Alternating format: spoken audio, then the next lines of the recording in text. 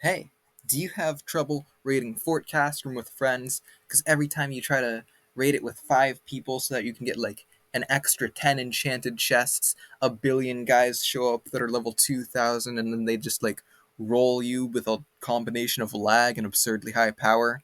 Well, boy, do I have the solution for you. Abandoning your friends. Temporarily. No, I'm not telling you to run solo. That's not what this is about. Okay, so let me explain. Basically, what I'm gonna show you to do is how to dodge the player check, the player scan. Basically, every time Fort Castrum starts a new wave, a player check occurs. It detects how many players are inside of Fort Castrum, and from there, it determines the difficulty for the rest of the wave. Now, unfortunately, this check doesn't actually only occur at the start of the wave, it's a little more sophisticated than that. So, unfortunately, that sophistication can be bypassed by 30 seconds on a stopwatch, but it's still more sophisticated than I was expecting. So, congrats, VTEX, you got that going for you. Okay, so if you didn't get it from that short explanation, I'll now explain step by step how to actually customize the Fort Castrum difficulty. Step 1, get a party. Just make sure it's not like super large, like 16 people, because then I don't think everyone is going to be able to get enough contribution. But it usually shouldn't be a problem, because I doubt you'll get the entire server on your side anyways. Step 2, set up a ship. Drive a ship right outside of Fort Castrum. You'll know you've exited the Fort Castrum area once you see the bronze sea thing pop up in the top middle of your screen. That's how you know.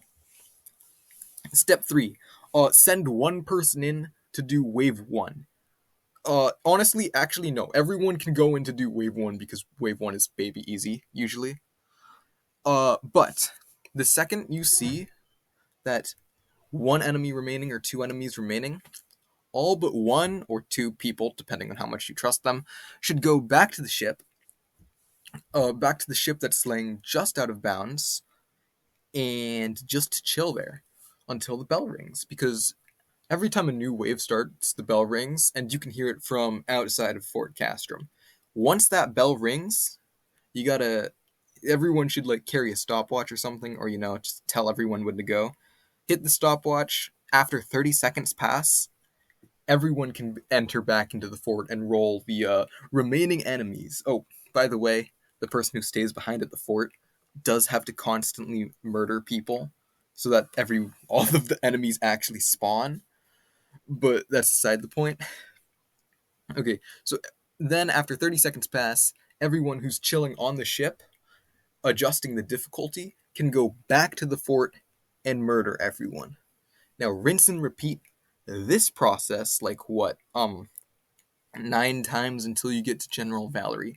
You'll want to alternate who stays at the fort all the time so that everyone can get enough what's it called, contribution. Because if a person doesn't get enough contribution, they won't count as doing the fort. If they don't get rewards, that means you also don't get the extra rewards for them participating. So you'll want to leave a different person at the fort every time, or two people, because some people have skill issues. It's just something we gotta live with.